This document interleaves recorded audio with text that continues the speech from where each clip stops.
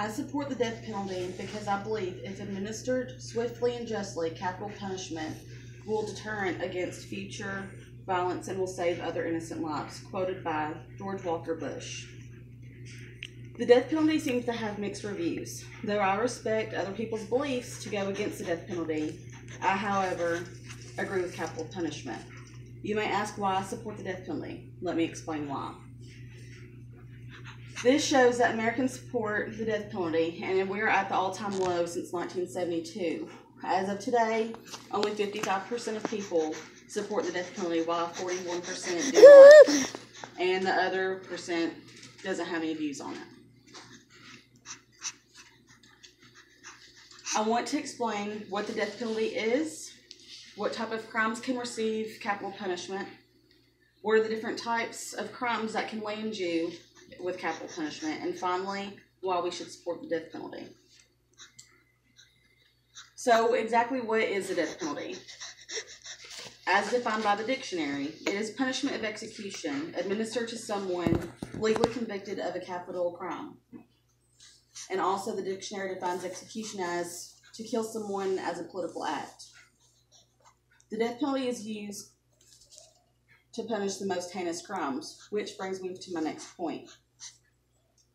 What types of crimes, you may ask yourself, will receive the death penalty? According to deathpenaltyinfo.org, the death penalty in the United States of America is used almost exclusively for the crime of murder, but the crimes that can get death penalty sentence differ from state to state. However, murder can land you a death sentence in every state, but the guidelines differ. Some different crimes that can be led to capital punishment in the United States are treason, capital drug trafficking, aircraft hijacking, and killing a police officer, judge, or prosecutor. That's also found on deathpenaltyinfo.org. So what are the options for capital punishment? In the United States, we recognize 5 different ways to execute. First off, lethal injection is administered in the 33 states that recognize capital punishment. It is the first and foremost one that they will go for. If for some reason they cannot do lethal injection, some states have other options, and that's the only time that they will be able to pick something other than lethal injection. So exactly what is lethal injection? Lethal injection is made up of 3 drugs, and in this order is what will happen. First, it will make them become unconscious. Their respiratory will be decreased, and they will eventually stop breathing, and then their heart will stop. And in 9 other states, electrocution is offered. Electrocution causes death by electric shock, which is an electric current passing through your body. 6 states offer lethal gas as an option. Death is caused by a poisonous gas that will be introduced to the inmate in a sealed chamber. The 3 different gases that they can choose from are carbon dioxide, carbon monoxide, or hydrogen cyanide. 3 states offer hanging still. The inmate will be weighed the day before execution. They will do this to ensure a quick death because you have to have this drop that goes along with their weight. If not, you will have a botched execution.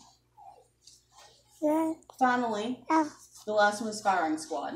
3 states will offer this. This is where the inmate will be strapped to a chair, much like the electrocution chair. They'll be strapped down with leather straps, one across the waist and one across the head.